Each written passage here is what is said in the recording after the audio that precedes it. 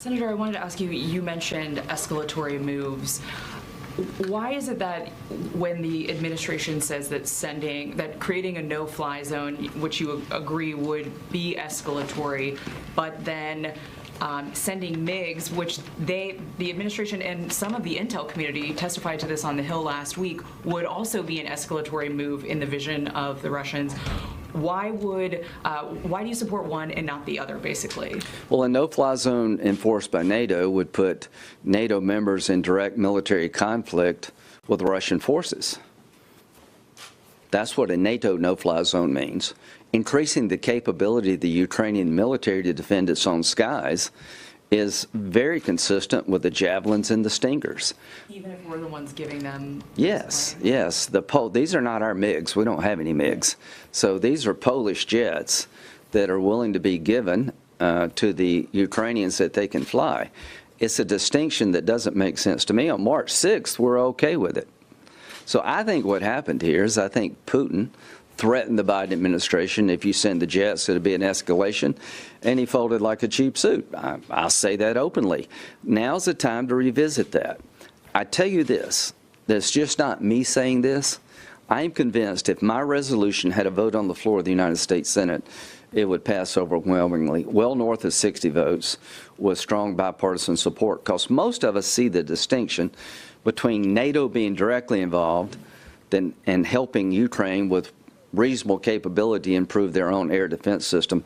This idea that somehow 28 MiGs in the hands of the Ukrainian Air Force would lead to an invasion of Russia by the Ukraine is nonsense.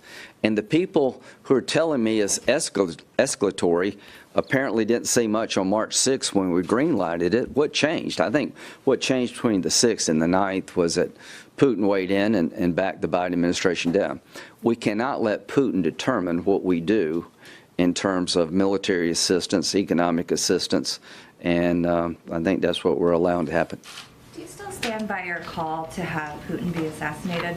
Do you still stand by your call? Yeah, I hope he'll be taken out one way or the other. I don't care how they take him out. I don't care if we send him to the Hague and try him. I just want him to go. Yes, I'm on record. Please understand, Senator Lindsey Graham, and if John McCain were here, he'd be saying the same thing, I think. It's time for him to go. He's a war criminal. I wish somebody had taken Hitler out in the 30s. So yes, Vladimir Putin is not a legitimate leader. He is a war criminal. He needs to be dealt with by the Russian people. I'm not asking to invade Russia to take him out. I'm not asking to send American ground forces in Ukraine to fight the Russian army. I am asking the Russian people to rise up and end this reign of terror for you and the world at large. That if you follow Putin, you're going to have zero future. I encourage what Zelensky said, that every American company leave Russia right now. Leave today. I encourage the world to strangle the Russian economy. Our war is not with the Russian people. In many ways, they're as much of a victim as Putin as anybody else. The young journalist yesterday who held up the sign, now that takes guts. People like that change history. So how do I think this ends?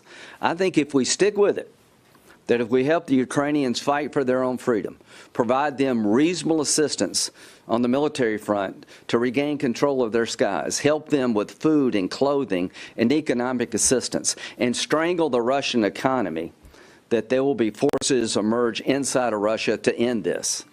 So I think the world is better off without Putin. The sooner the better, and I don't care how we do it.